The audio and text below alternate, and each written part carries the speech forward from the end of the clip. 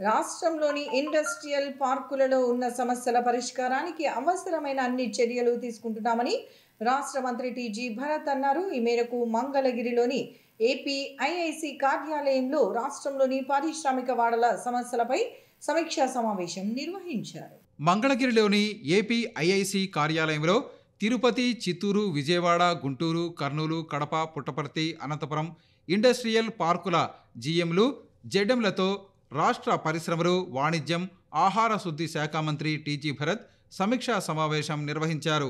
ఓర్వకల్లు, కొప్పర్తితో పాటు ఇతర ఇండస్ట్రియల్ పార్కుల స్థలాలపై ఆరా తీశారు. ఏ పార్కులో ఎంత ల్యాండ్ ఉందో వివరాలు అడిగి తెలుసుకున్నారు. ఇండస్ట్రియల్ పార్కు స్థలాలు ఆక్రమణకు గురి కాకుండా చూసుకోవాలన్నారు. అన్ని మౌలిక సదుపాయాలు కల్పించాలని తెలిపారు. దీంతో పాటు ఏపీ ఐఐసి భూములు, కోర్టు కేసులపై మంత్రి వివరాలు అడిగారు. పార్కుల వద్ద ఆర్చి ఏర్పాటు చేసి ఎంత విస్తీర్ణం ఉందో వివరాలతో పాటు మ్యాప్ పెట్టాలని సూచించారు. ఇండస్ట్రియల్ పార్కులను అభివృద్ధి చేస్తేనే పరిశ్రమల ఏర్పాటుకు పారిశ్రామికవేత్తలు ముందుకు వస్తారన్నారు.